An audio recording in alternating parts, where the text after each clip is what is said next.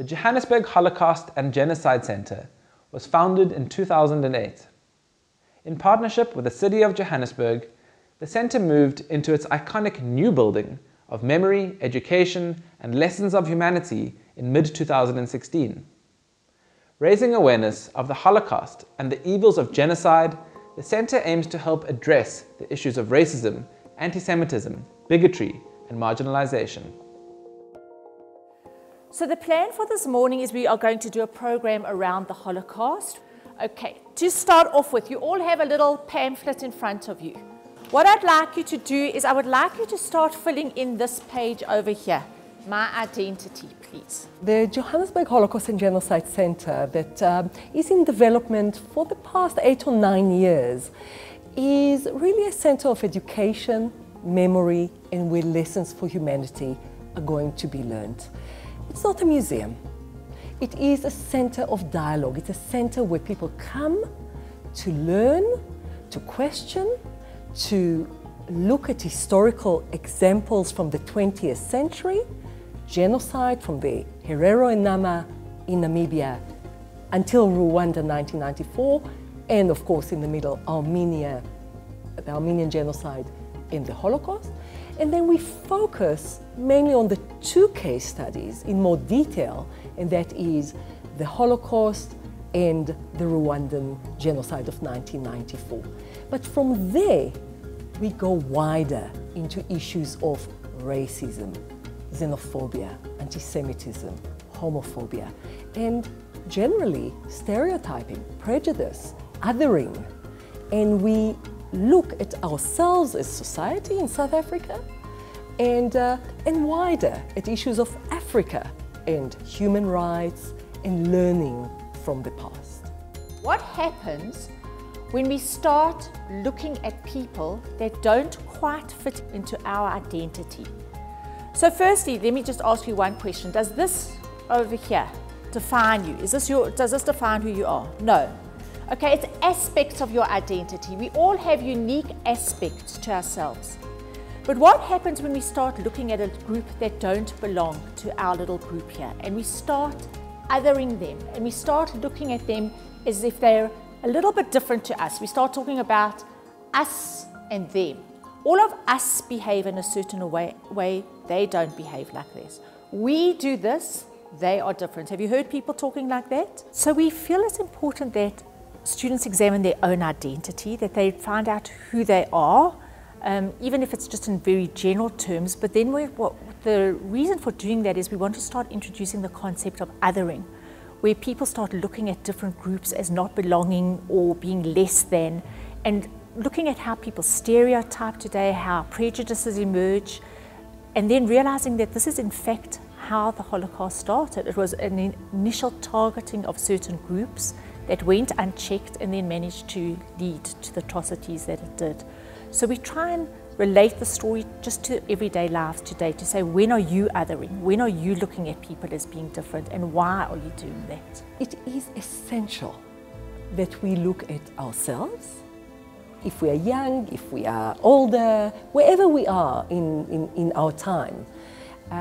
Look at ourselves, but also look at commonalities with others. And I think what we try to do through all our programs is to link between history, learning from history, and living life in a more inclusive way and less discriminatory way to the other.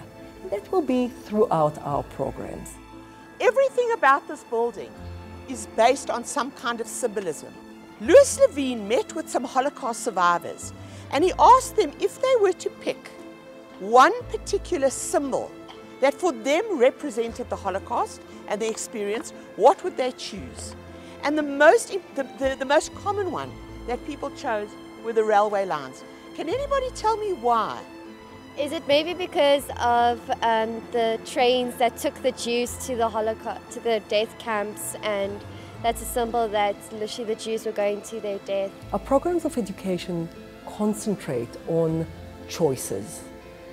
Throughout whatever we do, we want to empower the visitor to realize that people, communities, states, internationally, always have choices.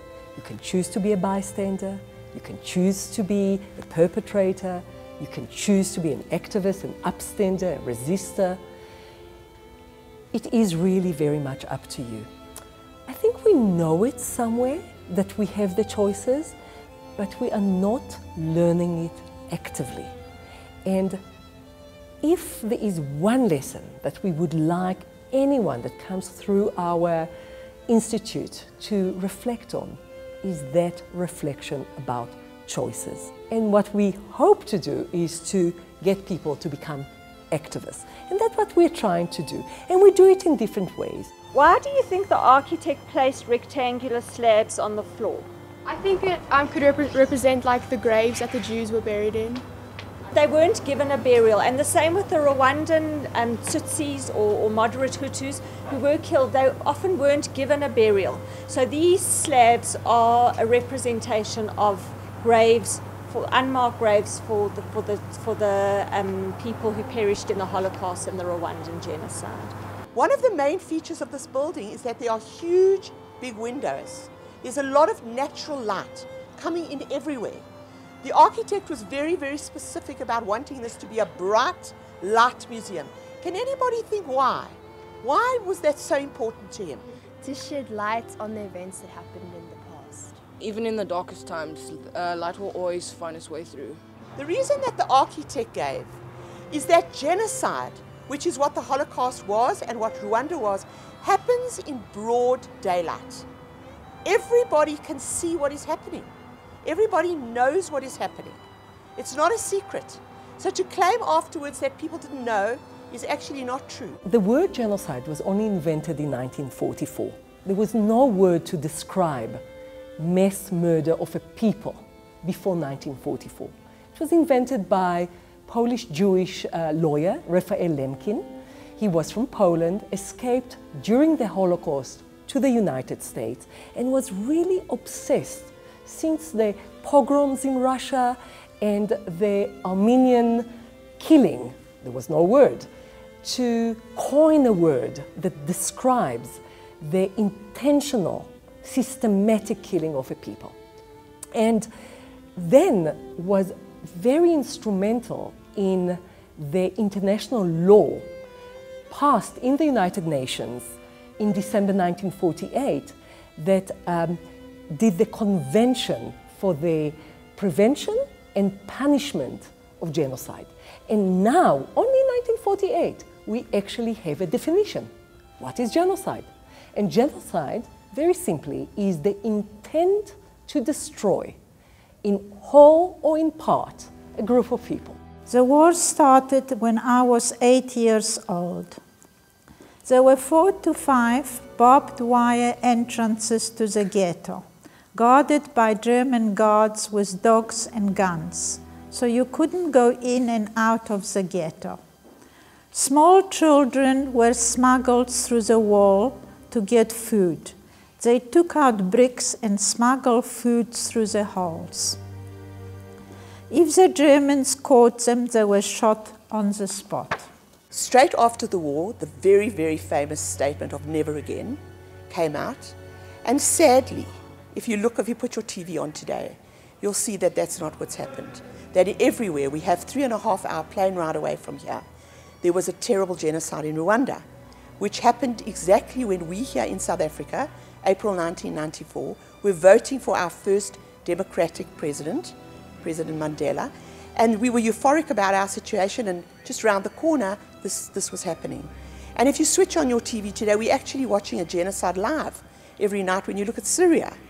And yet the world doesn't seem to have learned anything.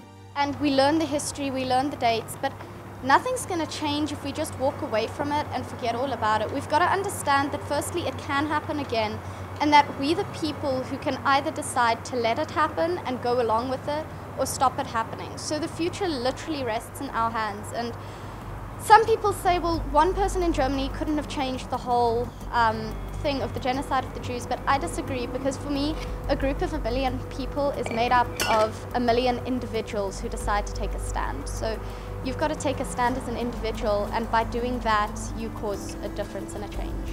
And what we really, really hope to achieve in this long process of creating the centre is to be relevant, to make an institution that will be relevant to the youth of today, in the 21st century, in Johannesburg, in South Africa, to speak about issues of past atrocities, past human rights abuses, and making connections to our own society here in South Africa. We always say you can't, in 3 or 4 hours, you can't change the world, but if you just get 2 or 3 children to think differently, to think critically, to be more aware, to be more kind or more compassionate, then we feel that we've really done our job. And generally speaking, I find every group, there's some kind of response. They just get it. They get the lessons that we want them to learn from humanity.